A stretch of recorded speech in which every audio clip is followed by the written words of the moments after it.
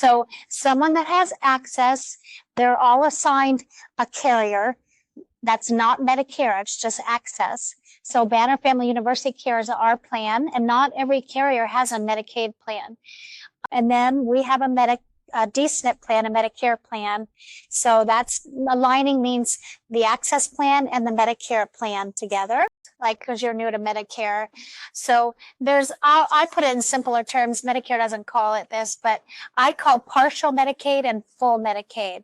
So partial Medicaid is Part B premium only. So that means their income is a little bit too high, that Medicare only pays their Part B premium, right? But they don't pay their medical bills.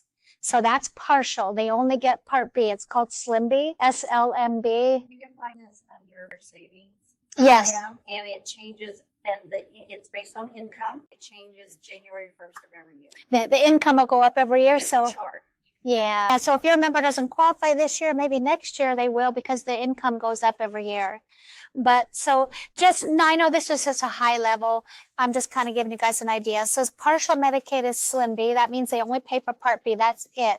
They don't pay their medical bills. They don't pay their co-pays, right? So that type of person does not have an access carrier, because they're not really considered Medicaid. Even though they're paying the Part B premium, they won't have an access carrier. The only people that have an access carrier are people that are QMB plus. So the QMB plus is full Medicaid.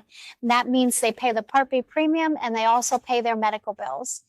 And those members have an access carrier, and they have to be aligned. Yeah. Now, all techs, which is long-term care, has to be aligned. Regular Medicaid members don't have to be aligned. So they don't have to be aligned if they don't want to. And that's what I was going to show you on here. Let me find it. All tech does not. All techs has to be aligned. Think of it, because they're long-term care, they need more care, they're more needy, so they have to be aligned. But regular Medicaid members do not have to be aligned. I know I'm throwing a lot of stuff at you guys. It's so confusing. There was something on here I wanted to show you guys. So what if they might have taken it out of here? It looks like they took it out. But if say a member is aligned, and they have access and they're aligned, so they have Banner, but they say, you know what, I don't want Banner, I want United, right? During AEP, that member can change to be unaligned and go to United, just like a regular member. So now D-SNPs members are almost like regular members, because they're only allowed to change during AEP, OEP, or if they have an SCP, like if they move, or once a year to be aligned. Okay. But say some agent aligned them and they don't want to be aligned. I don't like Banner. I don't want to be aligned. Then during AEP, they can switch to United or whoever they want to be, so they're not aligned. That makes sense. I know it's a lot when you're brand new. It's a lot. When you do the AHET, they'll go over a lot of that, and that might help you a little bit. Save those slides, for the AHET, because it's really helpful to look back as you. So just think of it this way for right now. Medicaid members right now during lock-in can only change once a year to be aligned. But if they want to change but not to be aligned, they can't do it. They have to wait till AEP. Now, if they want to change their Medicaid carrier, so remember they have a Medicaid access carrier. So say they have Banner for access and they don't want Banner for access. They want Arizona Complete Care instead. On their anniversary date of when they got Medicaid, they can change. They have 30 days starting the month before to change their access carrier, but it's only on their anniversary date. So again, if someone wants to change their access carrier, so access is different from Medicare D-SNP. It's their access carrier. They can only do it on their anniversary date. They get 30 days before. They can call access and say, I want to change my plan. They can only do it through Medicaid. So they have to call Medicaid. Like I heard one of the carriers in town is teaching agents how to call and switch their Medicaid carrier. Well, we're not allowed to do that. We're not allowed to encourage members to change their Medicaid carrier, and you're not allowed to market that or talk about it or anything. But if they ask you, yes, you can say, yes, you're allowed to change your Medicaid carrier. It has to be, just the month before your anniversary date. You can call in. But someone told me one of the carriers is teaching agents to do that, to, switch their members, because now they want them aligned to their Medicare plan, right? But anyway, just food for thought. You're not allowed to advertise that or try to get a member to change their Medicaid carrier We're not allowed to do any of that. And that's pretty much it. I feel like I'm getting you guys so confused. So I don't want to go over anymore as far as that goes. So this says here, this is what I was looking for. Again, this is all new to us because this is all brand new information. So it's new to me too. But for their access carrier, this says 2 months prior to their anniversary month, they will be reminded of their opportunity to make a change. So again, if they have Banner for Access, which is Banner Family University Care, they're going to be reminded by Medicaid that they have 2 months if they want to change their Medicaid carrier. Because say maybe they don't like their Medicaid care and they want to change it, right? If they are not enrolled in the unaligned D-SNP of their choice, they can only enroll. Okay, we already know that during OEP or SCP. And I think that was it. And then if the individual's not in their access enrollment anniversary month, so say a member got access in March, they have to wait till March of that next year if they want to change their Medicaid carrier. So Medicaid carrier is separate. That's anniversary date.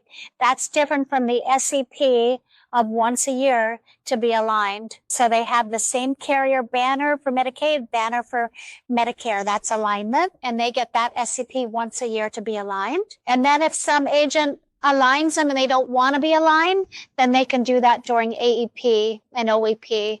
So good. It's so nice that you guys have that to support each other. And you know, you're right, Kat. It's called the Medicare Savings Program, and you can even go on Medicare.gov and just in the search bar type in Medicare Savings Program. Yeah. So it teaches you all about the Medicare Savings Program, the income limits. Like when I was at an appointment, when I used to sell, I would sit down and show them the income limits, and same thing for extra help for LIS. And, you know, that way if they think they might be eligible. And I wanted to show you guys, are you guys familiar with the website called Benefits Checkup? Okay, so you can go if you guys don't have, it's called benefitscheckup.org. And if you guys don't have a system through maybe your FMO or whatever to help your members enroll and access or extra help, you as an agent can go to benefitscheckup.org and then you can apply. Not only I would used to offer this, you can even use this to get leads. So we would have a sign, made up for Benefits Checkup. And what it does is it helps them apply for not only extra help and Medicaid, but also utility assistance, rent assistance, SNAP. I mean, every kind of benefit you can think of under the sun. So let's see, it shows you here. Let me see if it tells you. It used to tell you. There's something like 5,000 different programs. So you would just code and then, you can apply for extra help through here. You don't have to do it this way. You can go on Medicare.gov and help them apply for extra help on Medicare.gov as well, or Social Security website. But this is another avenue. Like if I was trying to help somebody get, housing and utilities, transportation, there's all kinds of different things that they can get help with. And this is just for individuals To help your members. And then once you fill it out, it'll apply for the extra help, the Medicaid, but also gives them the phone numbers if they want to call and all that stuff. It's really helpful. But you can also apply like through Medicare.gov or SocialSecurity.gov if you want to help your member. You don't have to do it through here. Oh, go ahead. No, it's actually all over. So benefitscheckup.org. See if it says. Yeah, aging. So I think it's probably Medicare eligible or people that are on disability. Yeah. So I just happened to use this. And like I said, we had a really nice sign made up and we would put on a table when we did events and, let's do a benefits checkup and we'll have them fill out a scope of appointment. So that way we can talk about, we'll let them know it includes Medicare too. And this is why we're filling it out if they want to, right? So I would do a benefits checkup, but then also talk about their Medicare too. Or if you already have a Medicare person that you're working with, you can offer this to them too when you're in their house or wherever over the phone, just as a benefit to them. And then you're a resource for them. You're helping them. They'll appreciate it. And you can get referrals and, it's just a good, good to really help them. Yeah. Any questions? I hope that